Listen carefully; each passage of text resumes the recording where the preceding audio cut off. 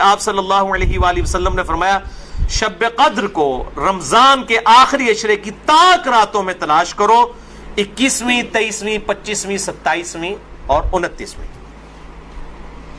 تیسری حدیث بھی بخاری اور مسلم سے ہے اور مشکات میں اس کا نمبر ہے 2086۔ آپ صلی اللہ علیہ وسلم نے رمضان کا پہلا عشرہ اعتکاف کیا، پھر دوسرا عشرہ بھی اعتکاف کیا، پھر سر مبارک خیمے سے باہر نکالا اور کہا کہ میں نے پہلا عشرہ اعتکاف کیا تھا شب قدر کی تلاش میں، لیکن مجھے نہیں ملی، دوسرے میں بھی نہیں ملی۔ پھر ایک فرشتے نے آ کے مجھے خبر دی کہ اس کو آپ آخری عشرے میں تلاش کریں، اگر تم میں سے کوئی اعتکاف میرے ساتھ کرنا چاہتا ہے تو کر لے۔ اور پھر آپ صلی اللہ علیہ وآلہ وسلم نے فرمایا مجھے خواب میں وہ رات دکھا دی گئی، اور اس میں مجھے رات میں وہ خواب میں دکھائی گئی لیکن پھر مجھے بھلا دی گئی۔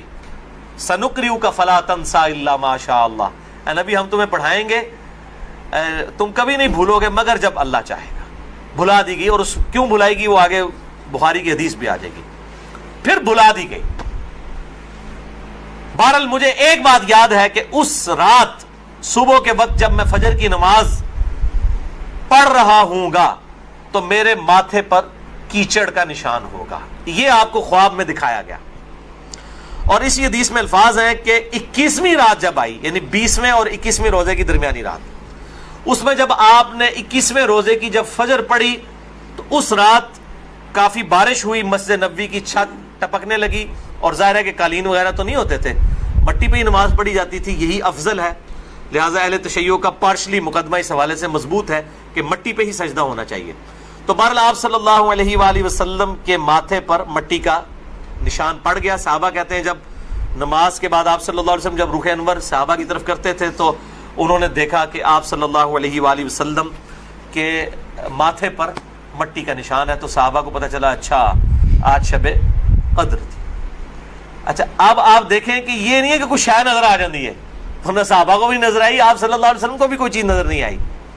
اور یہاں اتنا مشہور کیا کہتا ہے جی سمندر کا پانی میٹھا ہو جاتا ہے، بھائی کوڑ مارنے چھڑ دو، ہن ماڈرن دور جے کسی گورے نے سن لی نا گل، وہ جناب بیٹھ جائے گا رمضان دا پورا مہینے روزانہ دا ایک ٹیسٹ لے گا اور کہے گا دسو کس داڑے جناب شاید نال میٹھا ہوتا ہے سمندر دا پانی۔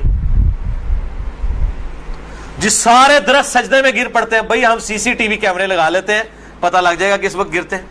یہ سب جھوٹ ہے، کسی روایت کے اندر موجود نہیں ہے، بس صرف آپ نے قیام کرنا ہے رات کا، کوئی ایک رات اس میں ہوگی۔ اسی لیے دیکھیں یہ فکس بھی نہیں کر کے بتائی گئی کہ فلاں ہے، کہا گیا 5 ہیں، 21ویں، 23ویں، 27ویں، 25ویں، 27ویں اور 29ویں۔ 5ویں حدیث صحیح مسلم سے ہے، مشکات میں ہے 2088۔ سیدنا ابی ابن کعب کو کسی نے بتایا کہ عبداللہ ابن مسعود کہتے ہیں رضی اللہ تعالیٰ عنہ کہ جو شخص روزانہ آخری پہر جاگے گا تہجد کے وقت تو وہ شب قدر پا لے گا۔ اب یہ دیکھیں کہ روزانہ جو جاگے گا ظاہر وہ پا ہی لے گا۔ عبداللہ ابن مسعود کی جب یہ بات پہنچی ابی ابن کعب تک تو انہوں نے کہا اللہ تعالیٰ ہمارے بھائی پہ جو ہے وہ رحم فرمائے۔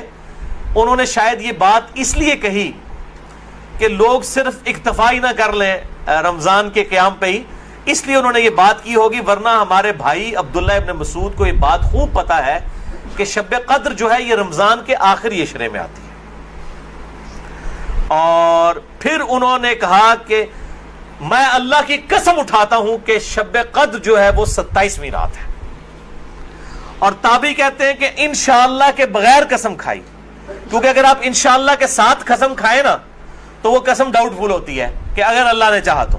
انشاءاللہ کے بغیر قسم کھائی جاتی ہے تو کنفرم ہوتا ہے کہ وہ بات ڈیفینیٹ کر رہا ہے، کرنے والا واقعی قسم کھا رہا ہے۔ تو پھر پوچھا گیا آپ کو کیسے پتا ہے کہ 27ویں ہے؟ انہوں نے کہا اس لیے کہ آپ صلی اللہ علیہ وآلہ وسلم نے ہمیں نشانی بتائی ہے کہ اس رات جب سورج صبح کے وقت طلوع ہوتا ہے تو بغیر شعاؤں کے ہوتا ہے، یعنی بالکل ٹکیاں نکلتی ہے، اور ویسے تو عموماً ویسے بھی ٹکیاں نکلتی ہے لیکن وہ شاید زیادہ دیر تک کے لیے ٹکیاں رہتی ہے۔ اب حالانکہ باقی روایتوں کے اندر 21ویں 23ویں بھی آیا ہے، اور یہ قسم اٹھا کے 27ویں، تو اس سے مراد پھر تطبیق یہ ہوگی کہ جو انہوں نے پائی ہے وہ اس سال 27ویں کو آئی ہوگی، ورنہ تو یہ بدلتی رہتی ہے۔ 6ٹھی حدیث صحیح بخاری سے ہے، مشکات میں 2095 کہ آپ صلی اللہ علیہ وآلہ وسلم شب قدر کا دن بتانے کے لیے کہ اب کون سی رات کو یہ آئے گی، باہر تشریف لائے تو دو مسلمان آپس میں جھگڑ رہے تھے. یہ جھگڑنے کی نحوست دیکھیں. آپ صلی اللہ علیہ وسلم بھول گئے اور آپ نے فرمایا کہ مجھے اللہ نے بتائی تھی وہ رات لیکن پھر مجھے بھلا دی گئی. سنقرئک فلا تنسى الا ما شاء اللہ. اور پھر آپ نے فرمایا کہ اس وجہ سے بھلائی گئی کہ یہ دو مسلمان آپس میں جھگڑ رہے تھے. اور پھر کہا ہو سکتا ہے کہ اللہ کی اسی میں بہتری ہو. یہ بھی ساتھ کہہ دیا، ورنہ انہوں دو مسلمانوں نے لوگ قیامت تک کوستے رہتے. بھائی اللہ نے بتانا ہوتا تو بعد میں بتا سکتا، اللہ کے لیے تو کوئی مسئلہ نہیں تھا. اسی میں بہتری ہو، اور یہ واقعی بہتری ہے. اور پھر فرمایا اب تم اسے 21ویں 23ویں اور 25ویں میں تلاش کرو. اب یہاں 27ویں 29ویں کا ذکر کوئی نہیں ہے، وہ الگ سے حدیث میں.